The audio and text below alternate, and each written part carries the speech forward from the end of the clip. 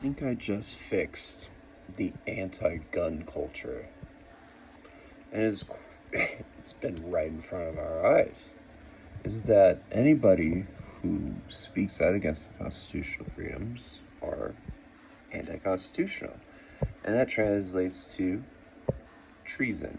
So if you commit treason in this country, it's a death sentence, right? Or they ship you away sometimes. But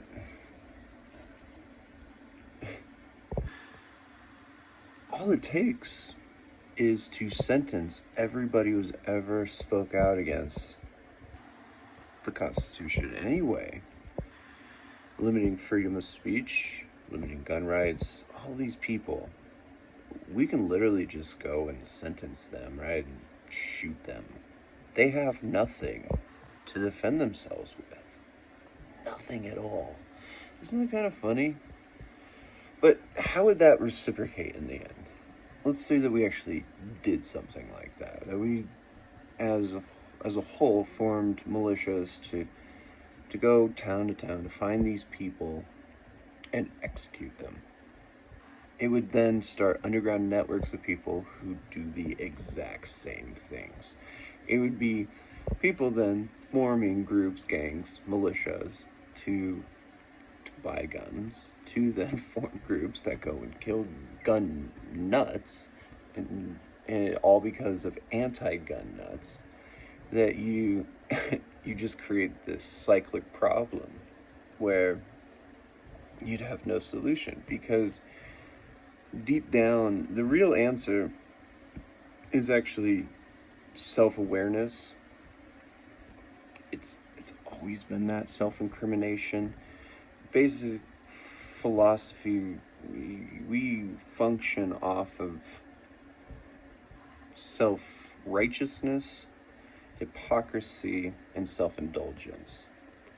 But if we have self-awareness and self-incrimination, and I forget what the third is, I correlate them all to the golden paradox, right? So there are too many things that I truly appreciate about religion, but I do like the golden rule. But the golden rule, when you elaborate, becomes a golden paradox. And so the golden rule is, as you know, do unto others as you'd have done unto you. But then you have do unto others as they have done unto you. So that creates this. So it creates this issue that you have hypocrisy generated there. So somebody's done onto you. Now you have the right to do it onto them. We just have created this paradox of hypocrisy that just keeps fucking layering. The only way to solve that is do unto yourself before you do unto others. So you create this golden paradox.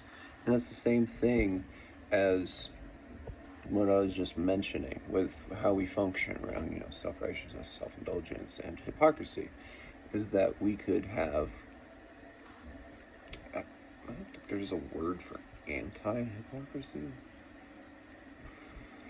but self-incrimination and the other one, I don't know, is that you can formulate that and still afford freedoms. As long as people are capable of understanding this great philosophy, it's you have to be able to actually speak the words. And since generations change the meaning of words, I wanted to say verbosity. Generation by generation, we always create lingo, like, right? Is it lingo? Special words that mean things, that only mean things to certain generations, are the fundamental corruption of what it means to actually be consistent with philosophy.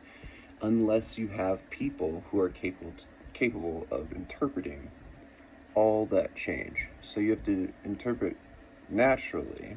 So that's why one reason why we need naturally born philosophers, but also this ability to translate all of these ideas and thoughts into modern language. it changes generation after generation, and then culture after culture too, because we create new languages, and that's a huge issue that we cannot really. I mean, it's tough to fight that. We try to, but then you also have the paradoxes of democracy, and then you have this issue where what it means to be human, and that we are constantly left to define who we are by how we change things, and otherwise, we would just be living the same life over and over and over again. And you could argue that as long as it's cyclic, then we are pointless. So eventually I become a farmer again because I came from farmers. Would we be pointless at that point? And we're just prolonging something, and there's no inevitable goal that we're ever going to achieve. But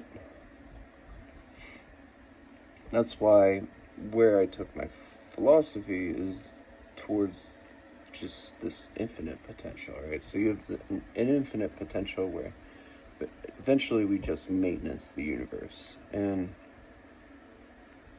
there's so many variables there that is, I mean, how big can you actually grow? And I did the math, and it's something around 10 to the power of 80, no, 50 something, I forget now. It's 10 to the power of 50 something people that could ever exist in the universe. And that's without accommodating what it takes to actually biometrically sustain yourself, because we still intake and expel waste. And so you have to actually accommodate for the matter and the atoms that form that substance, that sustenance. That what are we really working towards here? Because we're already limiting ourselves more and more and more and more. Well, I mean, I already know, but I think at this point it's healthy to get other people thinking about the same questions.